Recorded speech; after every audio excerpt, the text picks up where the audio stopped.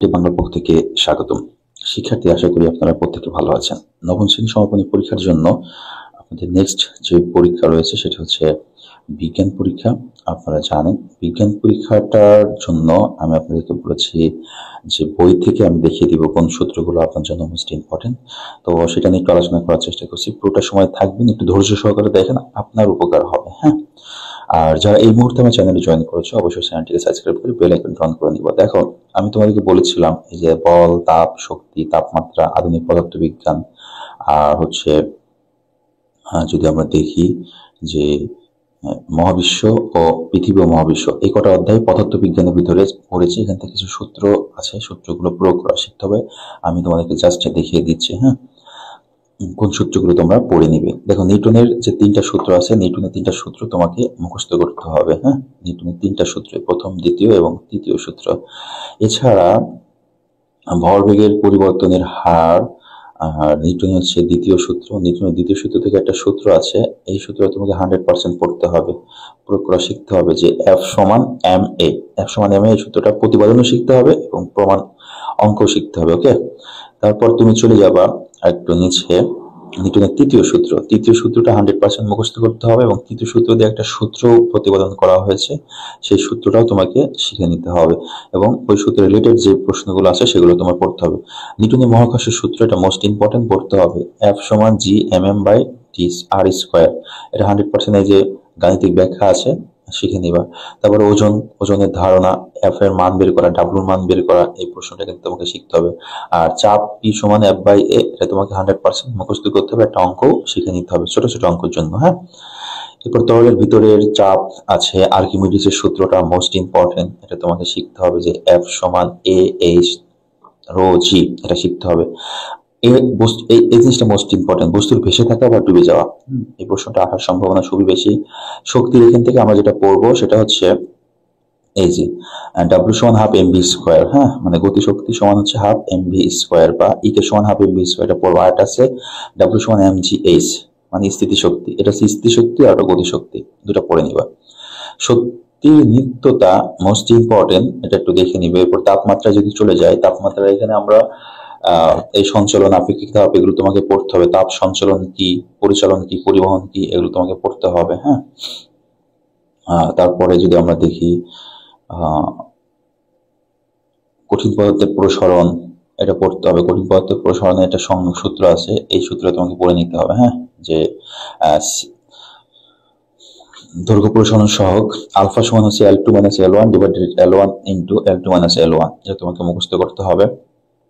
এছাড়া এটা হচ্ছে গামা, এটা হচ্ছে বিটা, মানে একটা হচ্ছে ক্ষেত্র প্রসারণ সহগ আর একটা হচ্ছে আয়তন প্রসারণ সহগ, এবং এই দুটার ভিতরে সম্পর্ক এটা একটু দেখে নিবা। হ্যাঁ, তাছাড়া এখান থেকে একটা সূত্র তোমাদের আমি বইতে দেখিয়েছি, এই যে এই জিনিসটা একটু পড়বা। তরল পদার্থের প্রসারণ মোস্ট ইম্পর্টেন্ট।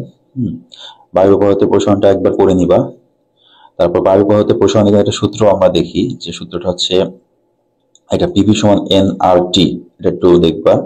ক্যালোরিমিতি মোস্ট ইম্পর্টেন্ট, আর এই সংখ্যাটা একটু মনে রাখবা। আর ক্যালোরিমিতি যে সূত্রটা আছে, এই সূত্রটা তোমাকে 100% মনে রাখতে হবে, এটা যে কিউ সমান M S T two minus T one. হ্যাঁ, এই সূত্রটা 100% মুখস্থ করতে হবে, পরীক্ষায় প্রশ্ন আসার সম্ভাবনা খুবই বেশি। আচ্ছা, এরপর এখান থেকে কঠিন থেকে গ্যাস, এটা আমরা এর আগেও দেখেছি, এটা তুমি একবার পড়লে পারবা। হ্যাঁ, এরপর আমরা চলে যাচ্ছি। হ্যাঁ, এই সূত্র একটু মনে রাখো, তাপ গতিবিদ্যার শূন্যতা সূত্র। যদি দুটি সিস্টেম তৃতীয় একটি সিস্টেমের সঙ্গে একই তাপমাত্রায় থাকে, তাহলে প্রথম দুটি সিস্টেম একই তাপমাত্রায় থাকবে। ওকে, এরপর হচ্ছে আধুনিক পদার্থবিজ্ঞান। আধুনিক পদার্থবিজ্ঞান, এখানে বেশি একটা সূত্র নাই, এটা জাস্ট একবার রিডিং পড়বা। আর এই সূত্রগুলো একটু জটিল, তুমি যারা আজকে পড়ছো তারা আজকের জন্য এটা বুঝতেও পারবা না, বুঝতে অনেক কষ্ট হবে। ওকে, আমি পরের অধ্যায়ে চলে যাচ্ছি।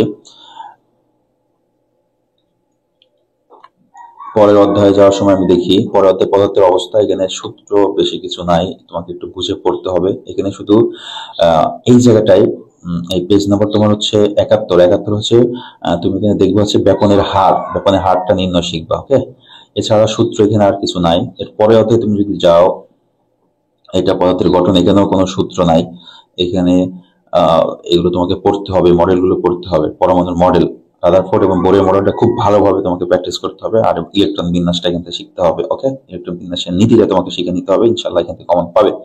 ওকে, এরপরের অধ্যায়ে যদি তুমি যাও যে হচ্ছে পর্যায় সারণী, পর্যায় সারণীর সূত্র কিছুই নাই, এখানে কয়েকটা সূত্র, নরমাল সূত্র আছে যে পটভূমির ভিতরে, সেটা তুমি শিখে নিবে, এবং ইলেকট্রন বিন্যাস থেকে মৌলের অবস্থান নির্ণয়, মৌলের কিছু বৈশিষ্ট্য আছে, বৈশিষ্ট্যগুলো তোমাকে শিখতে হবে, ইতিমধ্যে আমি ইউটিউবে আলোচনা করেছি, দেখে নিবে। ওকে, এর পরের অধ্যায়ে তুমি যদি যাও রাসায়নিক বন্ধন, এখানেও কোনো সূত্র নাই, এখানে কিছু পদ্ধতি আছে, আয়নিক বন্ধন এবং সমযোজী বন্ধন, এই দুটা এই অধ্যায়ের জন্য মোস্ট ইম্পর্টেন্ট, এই দুটো তোমাকে শিখে নিতে হবে।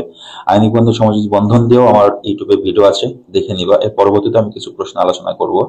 ওকে, এর পরের অধ্যায়ে তুমি যদি যাও জিন তত্ত্ব, এটা মুখস্থ করতে হবে, বায়োলজির ভিতরে পড়েছে।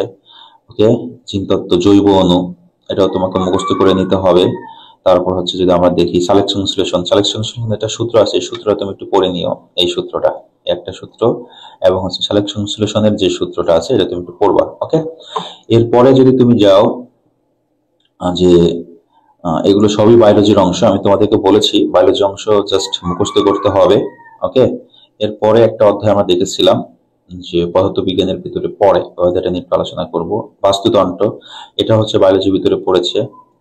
হ্যাঁ, বাস্তুতন্ত্রটা, এরপরের এগুলো তোমরা কিন্তু সব মুখস্থ করবা, পরের অধ্যায়গুলো, এই যে 196 পেজ, এগুলো একবারে রিডিং করবো। পানি চক্র কি, অক্সিজেন চক্র কি, নাইট্রোজেন চক্র কি, এগুলো তোমাকে মুখস্থ করতে হবে।